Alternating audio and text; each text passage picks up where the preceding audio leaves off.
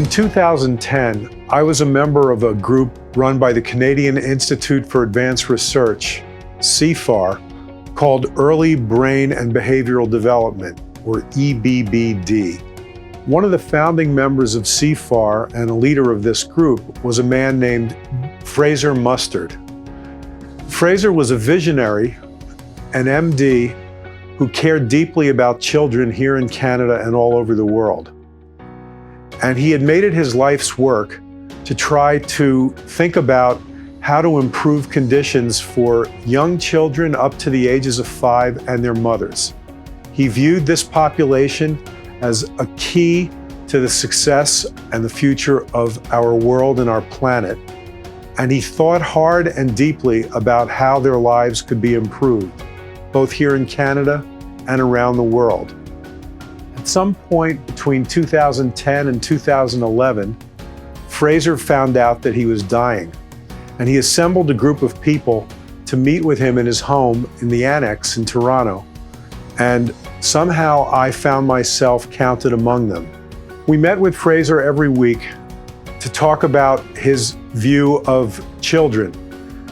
He believed, based on an extensive knowledge of the literature, that those early years are absolutely important to determine the trajectory of a person's life, of their physical health, of their mental health, of their cognitive health, and of what they might bring to the world and contribute to it.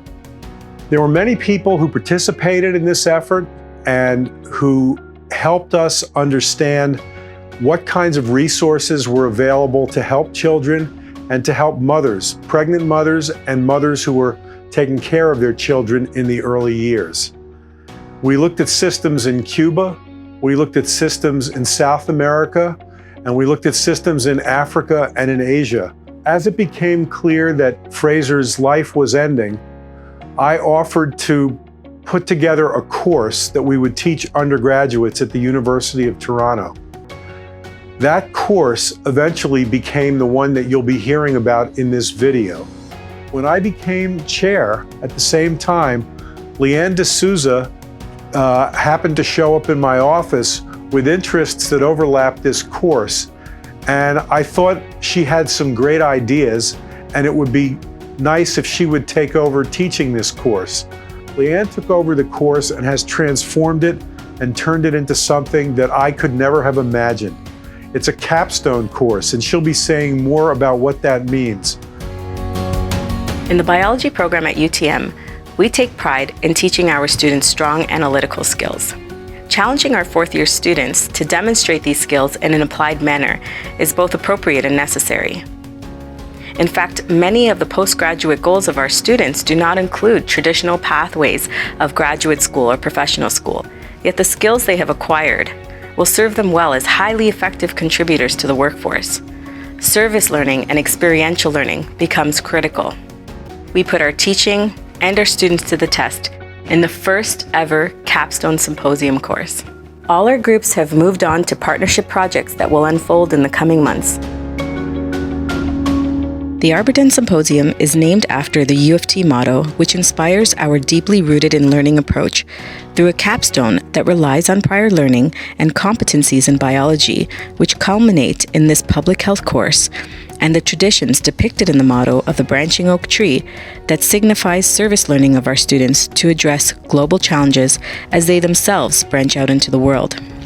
A capstone course affords students the practical opportunity to apply knowledge, literature analyses, derivation of applied biological concepts, and identification of opportunities to meet the needs in the world around them.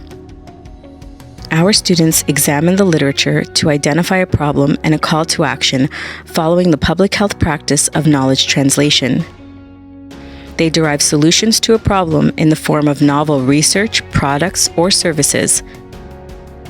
Our student groups pitched these ideas at the Arbor Den Capstone Symposium to an audience of their peers, faculty, staff, and stakeholders from the community, private, and public sectors in order to convince them of the need for and viability of their projects.